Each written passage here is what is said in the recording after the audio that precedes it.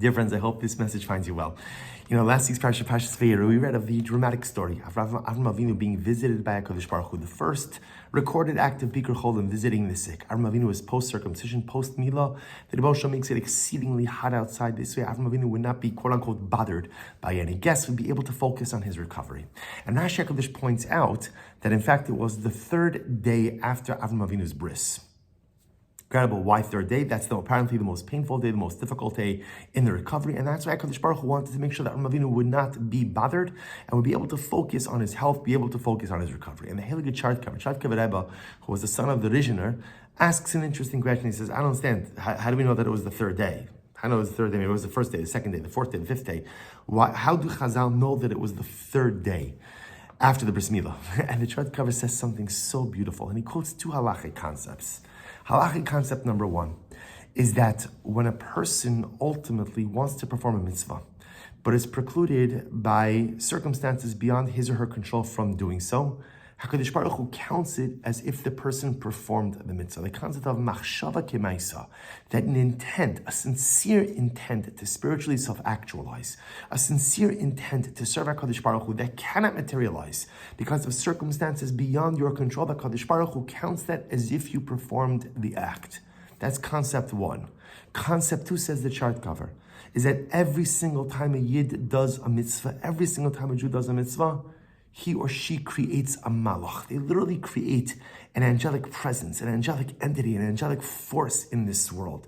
That our mitzvahs are not just simply nice deeds, and they're not just simply nice deeds that have an impact on us, an impact on others, but literally it changes the universe. It creates this new angelic force in this world. And the Rizhiner says something amazing.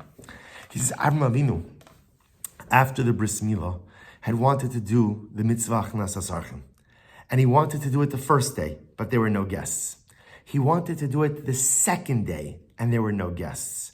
And he wanted to do it the third day, and there were still no guests. Day one, day two, day three, Avram Avinu yearned to do a mitzvah, but was precluded from doing so because HaKadosh Baruch Hu would not send him any malachim. So what happened as a result of each of those days of yearning? A malach, an angel, was created, and hence on the third day, Avram Avinu was visited by three malachim. The Heilige Chart Cover says that's how we know it was the third day post-circumcision.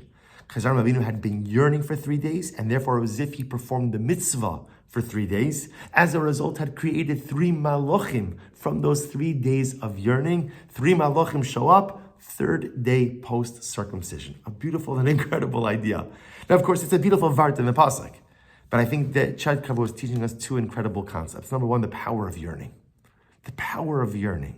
It's true, yearning is not action, but yearning is still yearning. What do we yearn for? What do we desire? What do we want out of life? And that says so much about us. It's not just what we do that speaks to who we are, but it's what we yearn for, what we desire, because there are times in life where I really want something, but I am precluded ultimately, again, from getting it, or from actualizing it for a variety of different reasons. Yearning is powerful. Yearning is meaningful. Yearning tells me who I really am at my core. What I yearn for, what I desire, tells me who and what I am at my core. And yearning produces tangible results. What you yearn for, what you desire, creates realities in this world. And lesson number two, if that's the power of yearning, right? If yearning could create malachim, if yearning could create angelic hosts, then imagine what dynamic activity could do. Sometimes we don't even recognize, we don't even realize the power of our own actions. We are so powerful beyond our comprehension, beyond the world's comprehension. And if yearning to do a mitzvah could produce malachim, could produce angels, then imagine what doing a mitzvah could produce. Imagine what actually performing a mitzvah can create. What we yearn for creates realities, and what we do, our actions, create even more dramatic realities. May we be Zochem Yeretz Hashem to always yearn for the right things. And may we never be content with just yearning. May we Zochem Yeretz Hashem to translate that yearning into dynamic, decisive activity. Create malachim, create beautiful energy, create beautiful light for ourselves and for the entire world.